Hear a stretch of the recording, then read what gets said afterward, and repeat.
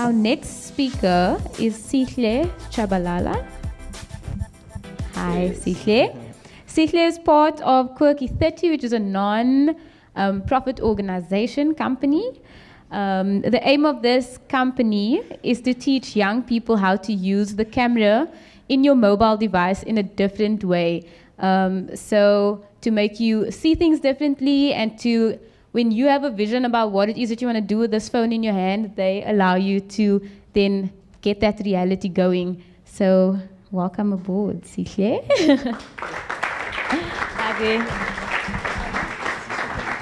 Yes. Good evening, everyone.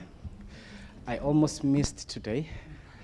As you can see, that my mouth is kind of like stewed, so I had to attend to a doctor quickly to see whether or not there's something wrong with me, so that now I don't get a heart attack while I'm still driving. But I'm always been a black cat, because I'm living life number 4 now.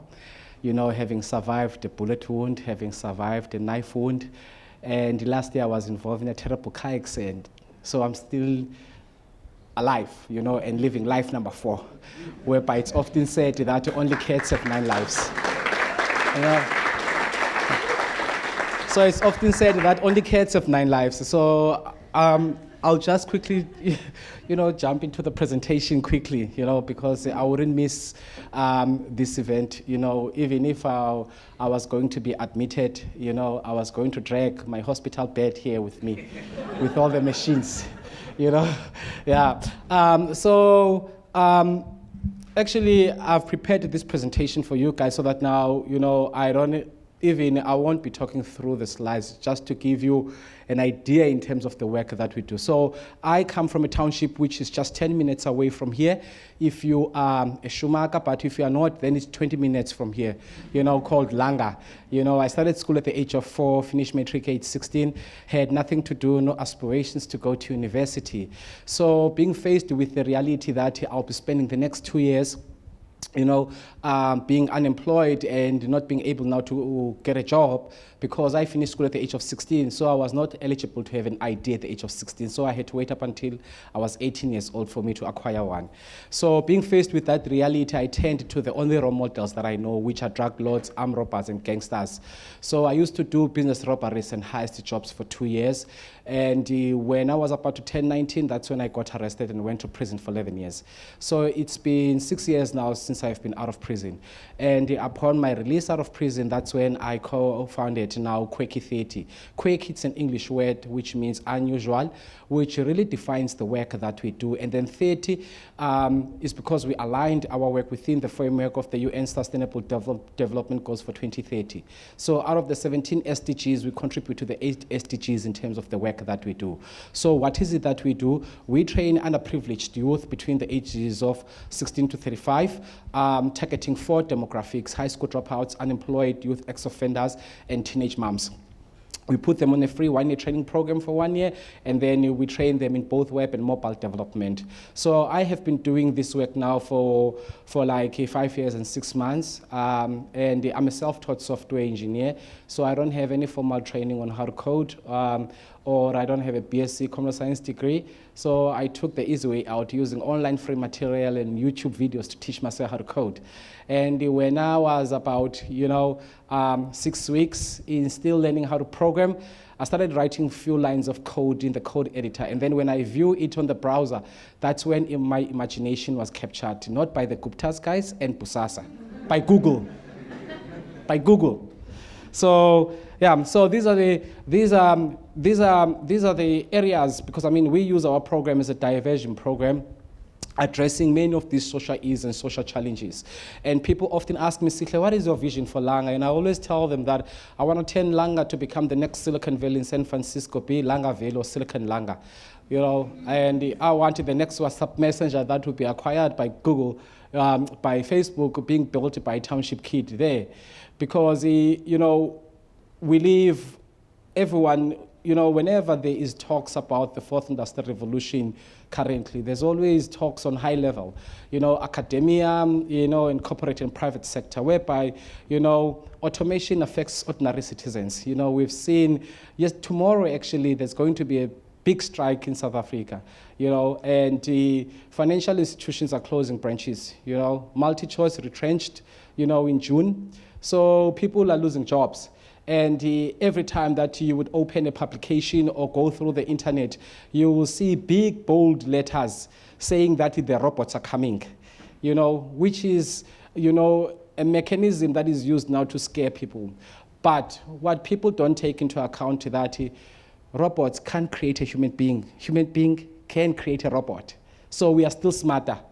We are not stupid. We are not dumb as yet, guys. Even though that now most of these things now will still be lost in automation. And I always tell people that, as South Africans, as Africans, because I was speaking in Dubai at the GTEx conference, and I was said now, when people, coming out from other countries saying that, no, Africa is like 10, 15 years behind in terms of the digital revolution, it means that we need to play catch up. Sadly, we have a government that still pumps over 6 billion rand in sector and education and training. Roll out programs, especially now for corporate South Africa, because now they have, to account to their BEE staff, so they have to spend money on skills development. And where that money goes, teaching people end-user computing and ICDL. 20 years ago, we needed people that can do spreadsheets and word processing, not today. So they still have information that is still outdated. And I think, if we want to change, the current problems that we have as Africans, it means that our mindset needs to change too.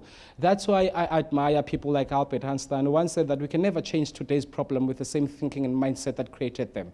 It means that we need to be different. Our framework needs to be different. Our systems needs to be different. How we conduct business needs to be different. Otherwise, we are still going to have the same outcomes every day and still see, the increase rather than reduction now in youth unemployment in this country. Same applies when it comes to systems that now are created by our government. You guys maybe have heard about the Tumamina initiative, the Yes initiative. Yes, it's a good system, for short term, but not long term, because yes, all these companies like Investec, Nedbank, all these companies are all pumping money in the Yes initiative. It's good to give 1 year experience for someone, but after 1 year, what happens to that child? Goes back to where they found him or her. So is that realistic? Because also, if you apply for a job now, they don't ask you for 1 year experience, they ask you for 3 to 5 years experience. So we need to be realistic, and we can learn a lot from other countries like India, because India made the big shift 10 years ago. Over 60% of software development jobs now are always outsourced in Asia, which is mainly India. We need to start thinking, how do we make IT popular? How do we make IT fashionable? Not just being, a program or a skill for just the elite. Sometimes I always tell people, because whenever I go to these countries, they ask me, Sihle, how do you teach your kids to a level of employability whereby they don't have any good academics to back them when it comes to mathematics and science? And I always argue in that statement, because yes, you can never teach, logic to a township kid, because that township kid, when they realize the circumstances that they are born into when they turn 6, 7, 8, 9, 10, they switch from living to survival. And it's that survival mode that enables them to be able now to think logically, problem solving. Whereby when it comes to mathematics and science, there's a logic that you can push in every child's head, because there is a syllabus and a model, but not in life. As a kid being born, you are not presented with a book that contains all the challenges that you go through in life and solutions towards them. You deal with them as you see them fit. Let me give you a simple analogy just to bring this into perspective for you. Let's assume Wayne, you'll be my victim. Let's assume Wayne buys a house, happy, has a new home. Since I'm the only ex-con amongst you guys, unless there's one, drunken driving. Yeah. Since I'm the only ex-con here, I come in and break into a house. What do? Call the cops and then secure the house, putting on burglar bars. But what you don't know is that indirectly, You are sending me back to my drawing board to go and figure out how do I break into a house with burglar bars, meaning that I have task number 2. Once I have my task number 2 figured out, I come in and expose your weaknesses. Then guess what? You put on beams, motion sensors, alarm system. For me, that's task number 3.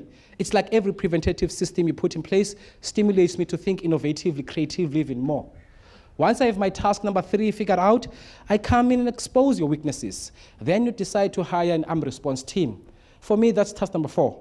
Because I have to figure out how many times does those guys patrol that vicinity or area. And also, if it happens that an alarm system goes off, what is their response time? If they take 5 minutes to get to your house, it means I have 4 minutes. That's logic that we'll never find sitting behind the desk. I started my own business when I was in prison, because that's when I discovered that I'm an entrepreneur, in prison, even though that I was smuggling marijuana, guys, but it was a business. Because I had 4 prison officials who were on my payroll. For 4 years awaiting trial, I never ate prison food. For 4 years awaiting trial, I never ate prison food. I ate all the KFCs and the Nandos.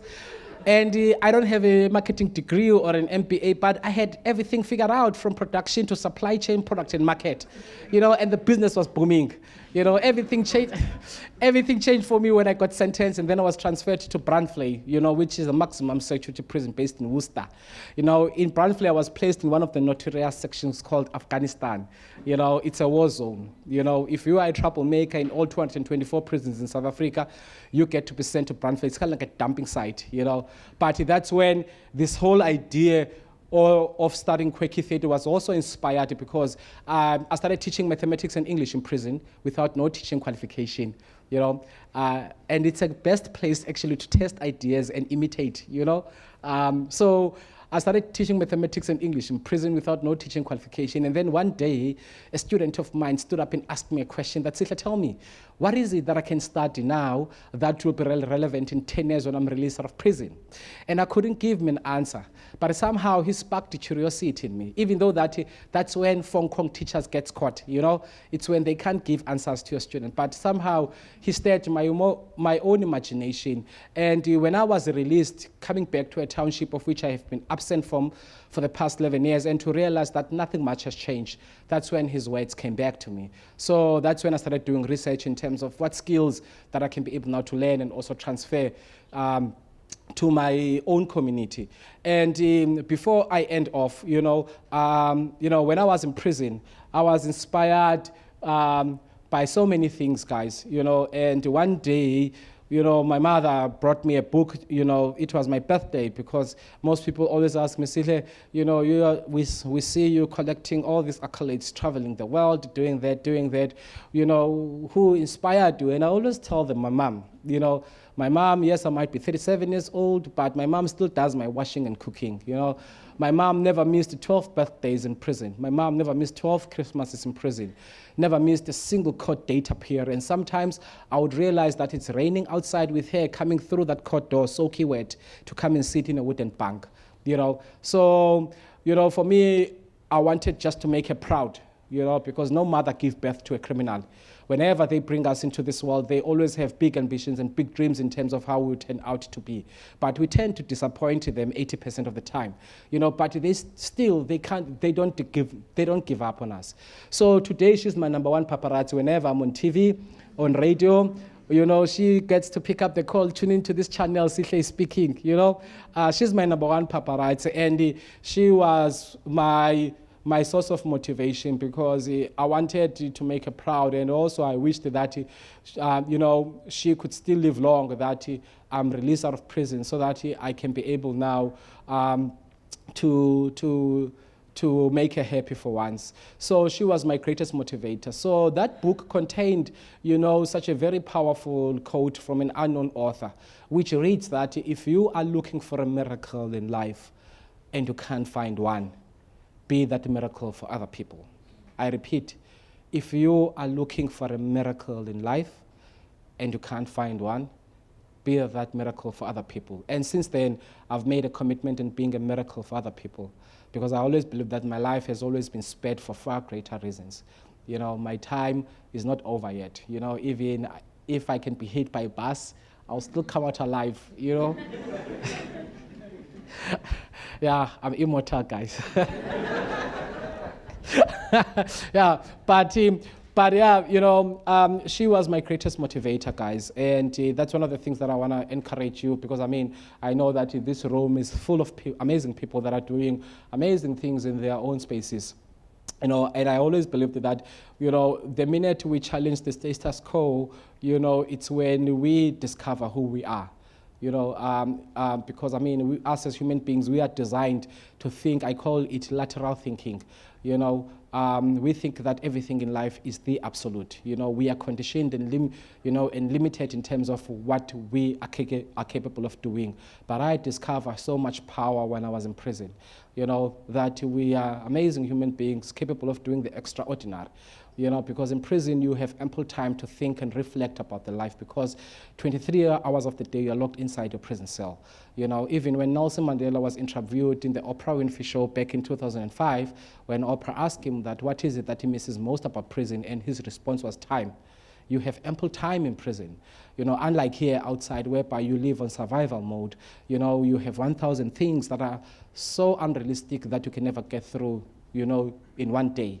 But you put pressure on yourself, and then you find very minimal time to reflect and look at how your day has been. So in prison provides that. And lastly, as I end off, when one of the things that I've learned about prison, prison life, is that sometimes we tend to give away our own self-power as human beings. Before I can share that, let me just give you, one of the amazing insights that you get to discover in prison. If I have a problem with Wayne in prison, there's no way that I can take Wayne's name and put it to the next transfer list to another prison. I'm not a prison official, I'm a prisoner. Meaning that now for the next 5 or 10 years that I'll be serving time here with him, I'll still be challenged by him. But the gift in prison is never about me trying to change you. It's about me changing me. Let me give you a simple analogy quickly. If you wake up every morning, you go to a bathroom and stand in front of the mirror, who do you see there in the mirror? You see yourself. If there is a boil or a pasty or a scratch somewhere in your face, where do you touch? Do you touch the mirror or do you touch you? Meaning that Wayne reflects something within me. So let me not spend so much time changing Wayne. Let me change myself. So prison provides you with that insight, because if you don't make such conscious decisions, it means that one day you would leave those prison doors with some of your body parts not attached to you. So you have to make a conscious decision. And as I said, that one of the things that I've discovered is that we are capable of doing the extraordinary, guys. We are amazing human beings, capable of being, phenomenal, amazing. So let's embrace that, and make it our daily life movement. The revolution. Yes. Thank you.